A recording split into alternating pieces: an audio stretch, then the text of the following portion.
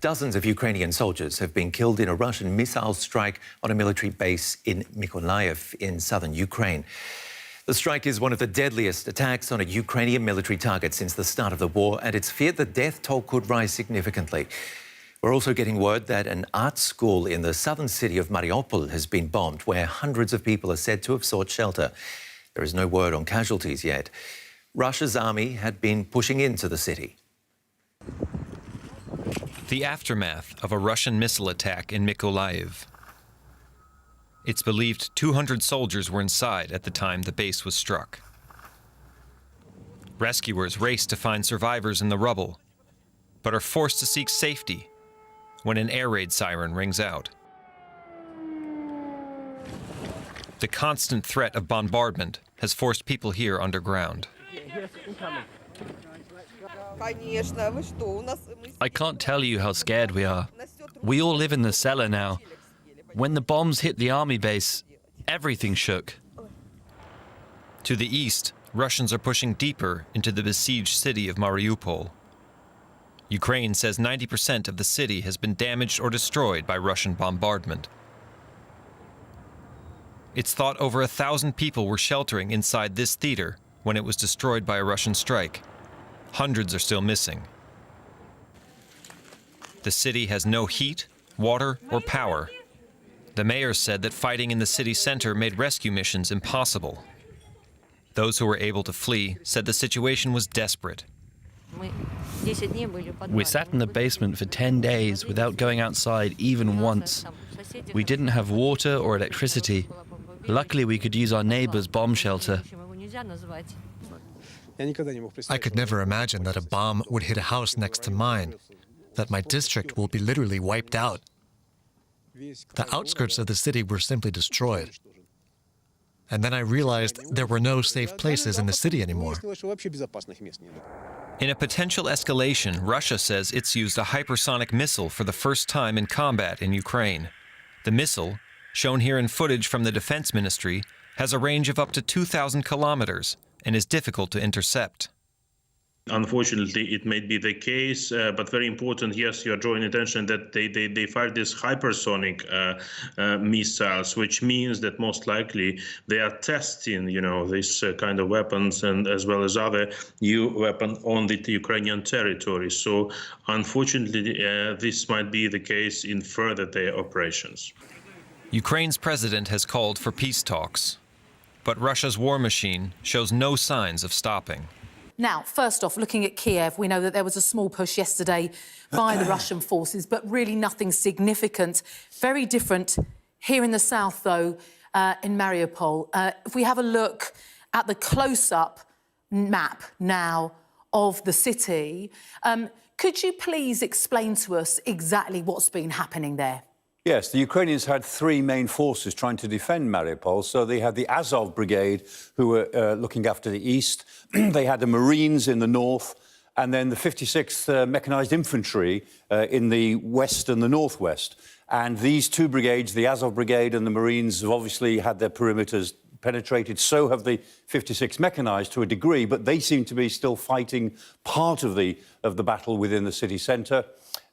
Any relieving forces are more than 60 miles away for the Ukrainians, so it's probably getting towards the end of the process now. Now, Mariúpol, as we know, has faced severe bombardment and, again, civilian target, this time at the art school. Yes, and because fighting is going on in exactly those parts of the city, nobody can get to them. So as with the theatre, there may be X number of people trapped in the rubble, still alive, nobody can get to them. It's pretty bad. Also important to talk about these unconfirmed reports that civilians in the city have been scooped up and taken away by the Russians, two Russian cities.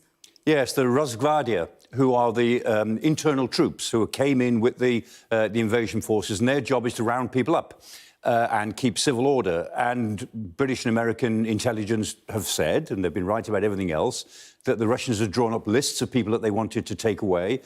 So if this is true, maybe this is the beginning of that sort of process.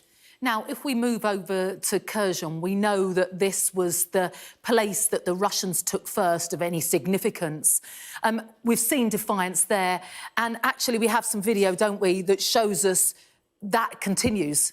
Yes, I mean, this is a Sky video, and it confirms really what we've known for each day, that the citizens of Kherson are getting out and about, and they're just confronting Russian troops. They're confronting their tanks and their guns in a passive demonstration of patriotism. They're showing flags there. There are even flags, you can see in the video, on the roofs of some of the buildings. There's not much the Russians can do about that, and it's pretty clear that although the Russians occupy Kherson, they really don't control it. Now, if we look to the north, we get our next map up, you can see that we've heard from the President's office, President Zelensky's office, that there is concern about an attack from Belarus into that Volyn region. Who would those invaders be? Yeah, well, it makes perfect military sense for the Russians to try and open up another front to give the Ukrainians something else to worry about to the rear. If that takes place, it will almost certainly be Belarusian troops. If President Lukashenko of Belarus has decided to join the war, then he is putting himself alongside President Putin in the dock of world opinion, and he'll probably then suffer the same fate eventually. Seguridad y Defensa Nacional de Ucrania ha suspendido también la actividad de 11 partidos políticos prorrusos mientras dure la ley marcial impuesta a raíz de la guerra. El presidente Zelensky anunció que algunos de estos partidos tienen vínculos con Rusia que son incompatibles con la actual situación. Zelensky afirmó que ahora todos deben velar por los intereses de Ucrania y que las actividades de organizaciones prorrusas serán vigiladas. El partido suspendido, que tiene más representantes en el Parlamento, para darles un ejemplo, es Plataforma de Oposición por la Vida, con 44 de los 450 asientos.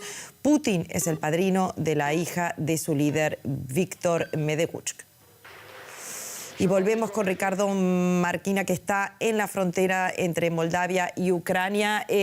Quizás para poner esta prohibición en contexto, ¿qué es lo que hay que entender? ¿Cuánta influencia tienen estos partidos en la sociedad civil? Bueno, Zelensky no es la primera vez que ya en tiempos de paz había cerrado varias televisiones y varios partidos políticos que serían considerados como prorrusos, con lo cual no es nuevo. De hecho, la oposición ucraniana siempre había acusado a Zelensky de ser dictatorial en este sentido, de no haber permitido a los partidos que defendían el idioma ruso pues ejercer la oposición. La influencia de Rusia es mínima en Ucrania. Lo que sí que es evidentemente influyente es tanto la cultura como el idioma. Son países que comparten muchos lazos, y lo que intenta ahora Zelensky es cortar todos los lazos posibles y centrar el esfuerzo en repeler la agresión rusa. Evidentemente, aquí hay muchas cuestiones con lo referente a la libertad de expresión. Libertad de expresión, recordémoslo, en tiempos de guerra. Блокадний Маріуполь увійде в історію відповідальності за воєнні злочини. Зробити таке з мирним містом, що зробили окупанти, це терор, який будуть згадувати і через століття. І чим більше українці говорять про це світові, тим більше ми знаходимо підтримки. Чим більше Росія застосовує терору проти України, тим гірше наслідки наступають для неї. В суботу працювали 8 гуманітарних коридорів. Вдалося врятувати 6623 людини. Через обстріли окупантів нам не вдалося забрати людей, на жаль, з Бородянки, Київської області. Але ми не полишимо цих спроб. З Бервиці, Бучі, Богданівки евакуювали українців до Броварів.